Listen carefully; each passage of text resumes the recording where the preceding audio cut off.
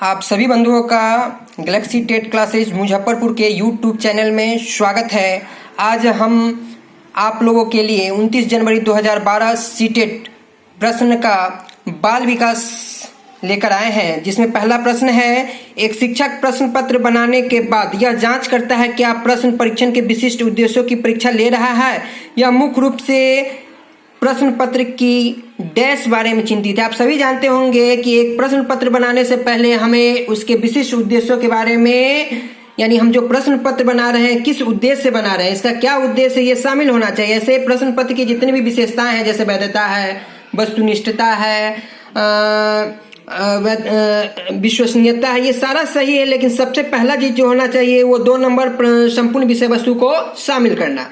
Next प्रश्न है, विवेचनात्मक शिक्षा शास्त्र का यह दृढ़ विश्वास है कि, यानी विवेचनात्मक यानी विस्तृत पैमाने पर जो शिक्षा शास्त्र है उसका क्या विश्वास है। पहला, एक शिक्षक को हमेशा कक्षा के अनुदेशन का नेतृत्व करना चाहिए, यानी अनुशासन का, उनके आदेश निर्देश का, बिल्कुल नहीं। दूसरा, शिक्षार्थियों को स्वतंत्र रूप से तर्कना नहीं करनी चाहिए, बिल्कुल गलत, जबकि हमें विद्यार्थियों को स्वतंत्र रूप से तर्कना करनी चाहिए। तीसरा, बच्चे स्कूल से बाहर क्या सीखते हैं, ये अप्रासंगिक है, बिल्कुल गलत। बच्चे स्कूल के बाहर यानी स्कूल के फील्ड के बाहर बहुत कुछ सीखते हैं, अपने समाज से सीखते हैं, अपने दोस्तों से सीखते हैं, इसलिए ये भी गलत। चौथा, विद्यार्थियों के अनुभव अप्रत्यक्ष महत्वपूर्ण है, बिल्कुल। विद्यार्थी का जो अनुभव होता है, उसका जो अपने समाज में जो वस्तुओं को देखे रहता है, वो चीज बहुत ही महत्वपूर्ण है, यानी उनके सीखने में बहुत ही वो कारगर है, इसलिए ऑप्शन नंबर 4 सही हो जाएगा। नेक्स्ट प्रश्न है,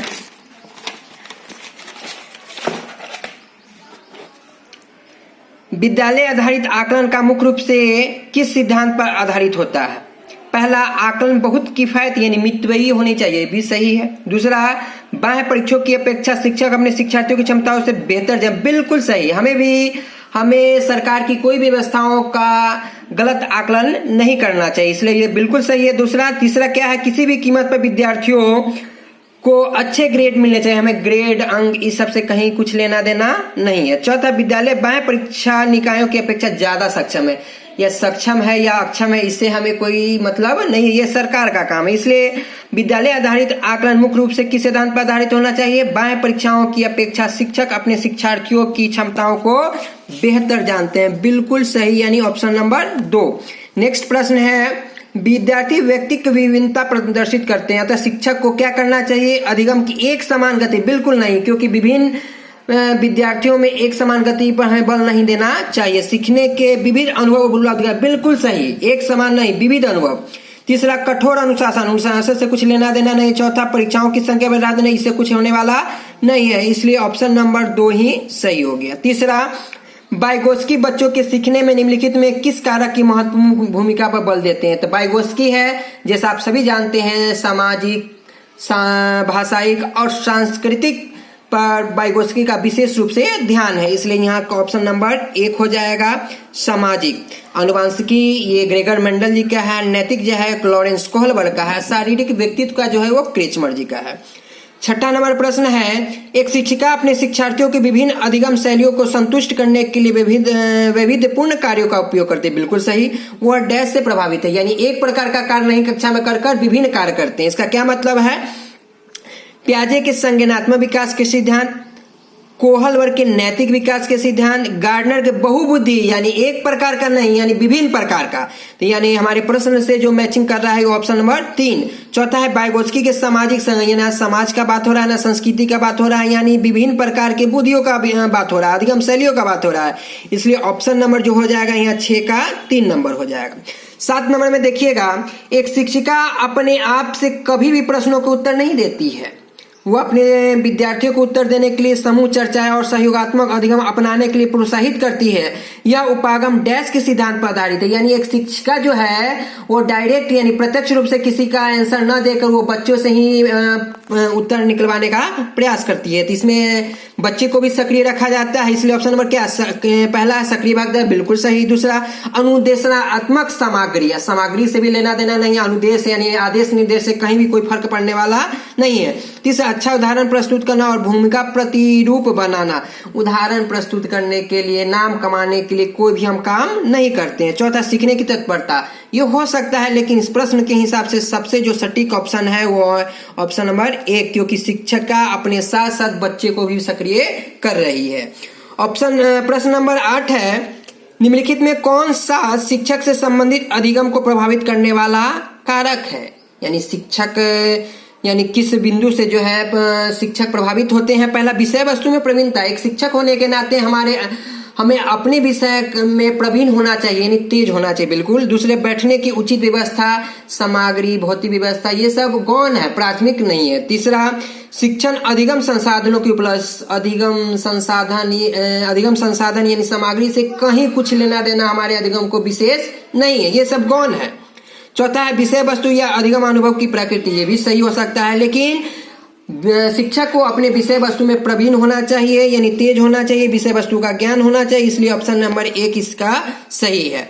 राज्य स्तर की एकल गायन प्रतियोगिता के लिए विद्यार्थियों को तैयार करते समय एक विद्यालय लड़कियों को वरीयता देता है, यानी कि लड़की है गाने में अच्छी होगी इसलिए ये विद्यालय लड़कियों को वरीयता देता है। तो जब भी लड़का और लड़की में भेदभाव दिखने लगे तो ये जो पद्धति है, ये जो प्रश्न है, ये लैंगिक पूर्वाग्रह से ग्रसित है, यानी लैंगिक रूढ़िवादिता से ग्रसित है।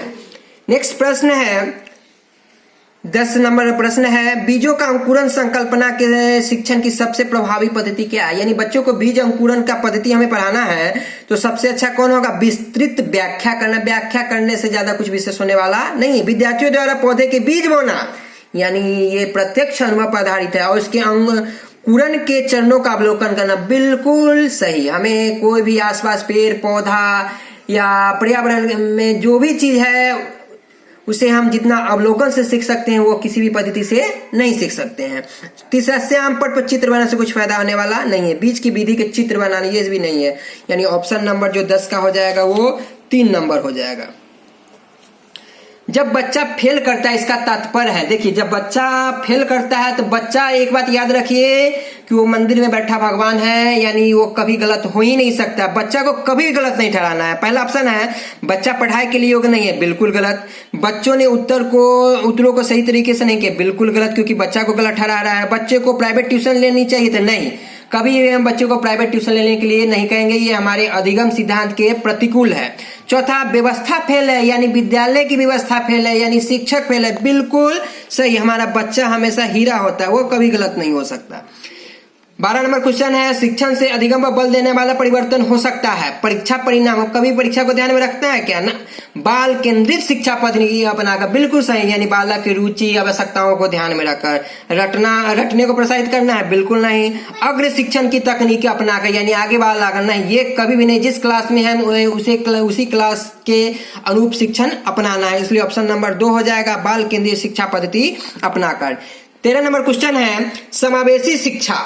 जैसा आप सभी जानते हैं कि एक छत के नीचे अमीर गरीब ऊंच नीच सभी बच्चे एक साथ बैठकर पढ़ते हैं, वो समावेशी शिक्षा है। तो पहला है हाशिए पर स्थित वर्गों से शिक्षकों की सम्मिलित करने से संबंधित। दूसरा है कक्षा में विविधता को, तो बिल्कुल अभी जैसा हमने बोला है कि यहाँ सभी वर्गों, अमीर गरीब ऊंच नीच सभी वर्गों के बच्चे एक साथ बैठकर एक छत के नीचे पढ़ते हैं, यानी विविधताओं का समय, बिल्कुल सही। तीसरा दाखिले संबंधी कठोर प्रक्रिया बढ़ावा नहीं। चौथा तथ्यों की शिक्षा मतारोपण से, यानी अपना मत देने से संबंधित, बिल्कुल नहीं, यानी ऑप्शन नंबर कौन हो जाएगा 2, कक्षा में विविधता का ऑप्शन बनाती है। निम्नलिखित में कौन सा वस्तुनिष्ठ प्रश्न है, जैसा वस्तुनिष्ठ प्रश्न में यानी 1 नंबर, यानी ऐसा हो जो एक वर्ड में आपका जो आंसर निकल जाए, जैसे हो सकता है वस्तुनिष्ठ प्रश्न हो सकता है, मिलान वाला हो सकता है, सत्य असत्य हो सकता है, रिक्त स्थान की पूर्ति हो सकता है। तो यहाँ वस्तुनिष्ठ प्रश्न जो हो जाएगा ये सत्य एवं असत्य वाला हो जाएगा, क्योंकि निबंध वाला आप जानते ही हैं, लघु उत्तरात्मक ये भी जो होता है एक वाक्य में कम से कम होता है, मुक्त अंत वाला जिसका आंसर 1 से अधिक होता है तो ये भी नहीं होगा, इसलिए ऑप्शन नंबर 4 हो जाएगा। 15 नंबर है, निम्नलिखित में कौन सी प्रगतिशील शिक्षा की विशेषता है, जिसके जन्मदाता कौन है, जॉन डीवी। समय सारणी और बैठने की व्यवस्था में लचीलापन, बिल्कुल सही, यानी यहाँ कहीं भी किसी भी समय कहीं भी बैठ कर हम पढ़ सकते हैं। दूसरा केवल प्रस्तावित पाठ्य पुस्तकों पर ध्यान देना नहीं है, परीक्षा पर ध्यान देना नहीं है। फिर चौथा है बार बार परीक्षा लेना है, इसलिए ऑप्शन में कौन हो जाएगा? 15 का 1 हो जाएगा। प्याजे के संज्ञानात्मक विकास के चरणों के अनुसार इंद्रिय गामक संवेदी प्रेरक अवस्था किसके साथ संबंधित है? सामाजिक मुद्दों से सरोकार। क्या ये सामाजिक मुद्दों से सरोकार हो जाते हैं इंद्रिय जनित में? क्योंकि उसका जो आयु होता है 0 से 2 वर्ष यानी 0 से 24 महीना। क्या 24 महीना बच्चा सामाजिक सिद्धांतों को समझने लगता है? बिल्कुल नहीं। अनुकरण, बिल्कुल, ये जो अवस्था होता है बच्चा इसमें अनुकरण करता है, स्मृति और मानसिक निरूपण। तार्किक रूप बच्चा 6 वर्ष के बाद ही बच्चा में तार्किक क्षमता का गुण आता है, इसलिए भी नहीं होगा। विकल्पों के निर्वचन और विश्लेषण क्या बच्चा इस उम्र में कर सकता है? बिल्कुल नहीं, इसलिए ऑप्शन नंबर 2 हो जाएगा, अनुकरण, स्मृति और मानसिक निरूपण।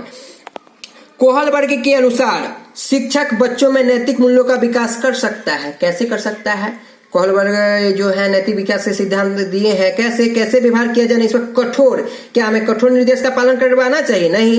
धार्मिक शिक्षा पर ध्यान देना ही नहीं है। व्यवहार के स्पष्ट नियम बनाकर। चौथा, नैतिक मुद्दों पर आधारित चर्चाओं में शामिल। बिल्कुल सही, इससे बच्चा सक्रिय हो जाएगा। नेक्स्ट प्रश्न है,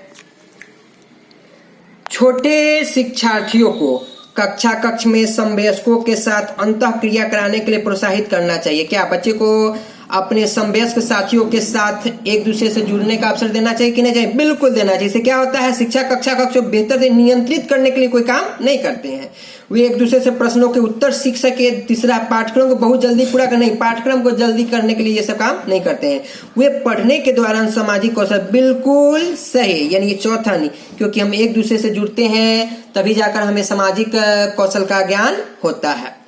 जब एक निरयोग बच्चा पहली बार विद्यालय आता है तो वो शिक्षकों को क्या करना चाहिए? प्रवेश परीक्षा नहीं, हमें बच्चे को नामांकन लेने में प्रवेश परीक्षा या कठोर प्रवेश का प्रावधान नहीं करना चाहिए। बच्चे की नियोग्यता के अनुसार उसे विशेष विद्यालय में भेजने का प्रस्ताव देना चाहिए। जैसे आप तो सभी जानते हैं कि आजकल सभी बच्चे को समावेशी विद्यालय में ही सामान्य बच्चों के साथ ही पढ़ाना चाहिए, लेकिन जब एक निर्योग बच्चा यानी पूरा का पूरा अंधा है, पूरा का पूरा बहरा है, तो क्या वो समावेशी कक्षा में बैठकर पढ़ सकता है? बिल्कुल नहीं। वो समान बच्चों के साथ पढ़ सकता है? नहीं पढ़ सकता है। तो जब बच्चा पूर्ण रूप से निर्योग यानी 100% अंधा है तो ऐसे बच्चे को हमें विशेष विद्यालय में भेजना ही चाहिए। तीसरा है, उसे अन्य विद्यालयों से विद्यार्थियों से अलग रखना चाहिए। नहीं। सहकारी योजना विकसित करने के लिए बच्चों के माता पिता के साथ, अभी सहकारी योजना हमें बच्चे पर ध्यान देना नहीं है, हमें बच्चे का अधिगम पर ध्यान देना है, इसलिए ऑप्शन नंबर 2 हो जाएगा। प्राय शिक्षार्थियों की त्रुटियां देश की ओर संकेत करती है। शिक्षार्थियों को सामाजिक आर्थिक यानी बच्चा अमीर गरीब है इसलिए बच्चा त्रुटि कर रहा है? बिल्कुल नहीं। वे कैसे सीखते हैं? हो सकता है यांत्रिक अभ्यास की आवश्यकता है। बिल्कुल सही, सीखने की अनुपस्थिति। देखिए इसमें तो बहुत ज्यादा मिस्टेक है, लेकिन यहाँ तक अभी यही सही है कि यांत्रिक अभ्यास की आवश्यकता के कारण बच्चा जो है त्रुटि करने लगता है, यानी अभ्यास की कमी के कारण। क्योंकि सीखने की मुख्य रूप से 3 विधियां है, जैसा कि अब थॉर्नडाइक के द्वारा भी दिया हुआ है, तत्परता का नियम, अभ्यास का नियम और प्रभाव का नियम। 21 का नंबर है, निम्नलिखित में कौन सी समस्या समाधान की वैज्ञानिक पद्धति का पहला चरण है? आप सभी को हम जैसा लिखाए हुए भी है कि वैज्ञानिक पद्धति में बच्चे को पहले समस्या का ज्ञान होना चाहिए कि समस्या है क्या, समस्या का उसके पास जानकारी होना चाहिए। जब तक समस्या नहीं आएगा उस पद्धति पर वो आगे बढ़ नहीं सकता है। तो ये ऑप्शन है प्राकल्पना। कल्पना का निर्माण अभी क्यों करेंगे? प्राकल्पना का परीक्षण नहीं। समस्या के प्रति जागरूकता, बिल्कुल सही। प्रासंगिक जानकारी को, ये सारे के सारे बाद की प्रक्रिया है, लेकिन सबसे पहला जो काम होता है वैज्ञानिक पद्धति में वो समस्या के प्रति जागरूकता का होता है। मानव व्यक्तित्व परिणाम है, यानी एक बच्चा का जो व्यक्तित्व है वो किसका परिणाम है? आप सभी जानते हैं 2 ही चीज का परिणाम होता है, आनुवंशिकता और वातावरण। किसी भी एक चीज का नहीं, दोनों चीज के सहयोग के कारण ही किसी बच्चे का विकास संभव है। तो इसलिए ऑप्शन नंबर कौन हो जाएगा? 3, आनुवंशिकता और वातावरण की अंतःक्रिया का। 23 नंबर है, 23 नंबर है सॉरी, शिक्षण अधिगम प्रक्रिया में व्यक्तिगत रूप से ध्यान देना महत्वपूर्ण है क्योंकि, यानी एक शिक्षक होने के नाते हमें बच्चे को व्यक्तिगत रूप से भी ध्यान देना चाहिए। क्यों ध्यान देना चाहिए? बच्चों की विकास दर भिन्न होती है, वो भिन्न तरीके से सीखते हैं। बिल्कुल सही, कोई भी बच्चा एक विधि से, एक तरीके से या एक जैसा सीख नहीं सकता है। शिक्षार्थी हमेशा समूहों में ही बेहतर सीखते हैं, ऐसा जरूरी नहीं है। शिक्षक प्रशिक्षण कार्यक्रम में ऐसा ही बताया नहीं, ऐसा हम इसलिए नहीं करते हैं क्योंकि हमें ऐसा ट्रेनिंग दिया गया है। इसे प्रत्येक शिक्षार्थी को अनुशासित करने के लिए अनुशासन पे भी बिल्कुल ध्यान देना नहीं है, इसलिए ऑप्शन नंबर 1 हो जाएगा। जैसा कि आप सभी जानते होंगे कि विकास के सिद्धांत में आप लोगों को बताया गया होगा कि प्रत्येक बच्चे का विकास का दर जो होता है वो भिन्न भिन्न होता है। 24 नंबर प्रश्न है, निम्नलिखित में कौन सा सीखने का क्षेत्र है? ये एक बार और भी प्रश्न पूछा गया। देखिए, बच्चा जो है, बच्चा का अनुभव हो या शिक्षक का अनुभव हो, सबका अनुभव महत्वपूर्ण है। बच्चे अपने समाज के अनुभव से, अपने परिवार के अनुभव से बहुत कुछ सीखता है। इसलिए निम्नलिखित में सीखने का जो क्षेत्र है वो सबसे प्रबल दावेदार जो है अनुभाविक है। जब बच्चा कार्य करते हुए उबने लगता है, यानी एक ही काम को बार बार करने से उबने लगता है, तो वो इस बात का संकेत करता है कि बच्चे को अनुशासित, पहले ही बोल दी है, अनुशासन पे ध्यान नहीं देना है। संभावतः कार्य यांत्रिक रूप से बार बार हो रहा है। जैसे आप भी देखते हो, एक प्रकार का हम लोग सब्जी रोज खाने लगे लगातार 1 महीना, तो क्या होता है, उस सब्जी से मन भर जाता है, उब जाते हैं। यानी संभवतः यह कार्य यांत्रिक रूप से बार बार हो रहा है। तीसरा, बच्चा बुद्धिमान, बच्चा को गलत ठहराना है, बच्चे में सीखने की योग्यता है, बच्चा को गलत ठहराना नहीं, इसलिए ऑप्शन नंबर कौन हो जाएगा? 2 नंबर हो जाएगा कि संभवतः ये कार्य यांत्रिक रूप से बार बार हो रहा है। शिक्षा के संदर्भ में सामाजिकरण से तात्पर्य क्या है? पहला, सामाजिक मानदंड सदैव अनुपालन, सदैव कोई कार्य, सदैव वाला ऑप्शन ही सही नहीं होता है। तीसरा, अपने सामाजिक मानदंड बनाना, क्या हमारा सामाजिक मानदंड, सबका सामाजिक मानदंड अलग अलग होता है क्या? बिल्कुल नहीं। समाज में बड़ों का सम्मान करना। चौथा, सामाजिक वातावरण अनुकूलन और समाज में, बिल्कुल जब हम समाज के साथ अनुकूलित हो जाते हैं तभी हमारा सामाजिकरण प्रारंभ हो जाता है।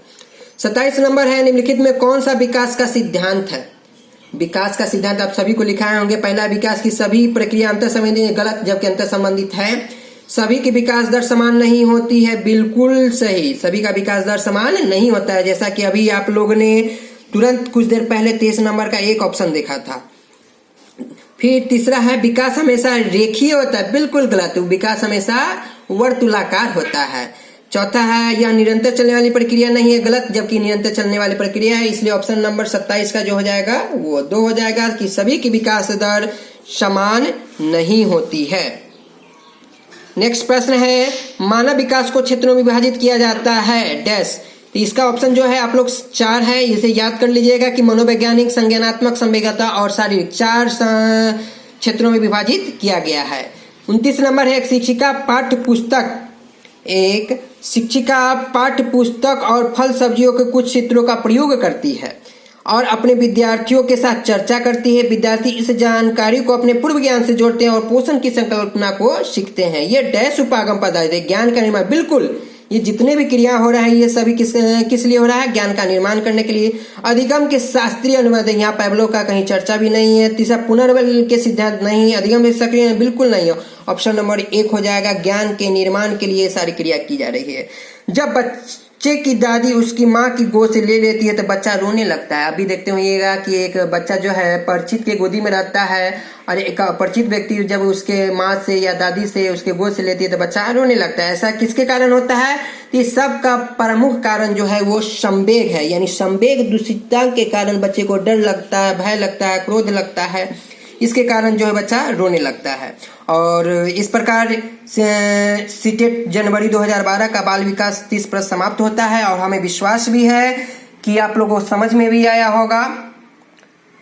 आप लोग इसी प्रकार इस वीडियो को आगे बढ़ाते रहें, अपने साथियों के अधिगम में सहयोग करते रहें और हमारे भी जो हमें भी प्रेरित करते रहें। धन्यवाद, बहुत बहुत धन्यवाद।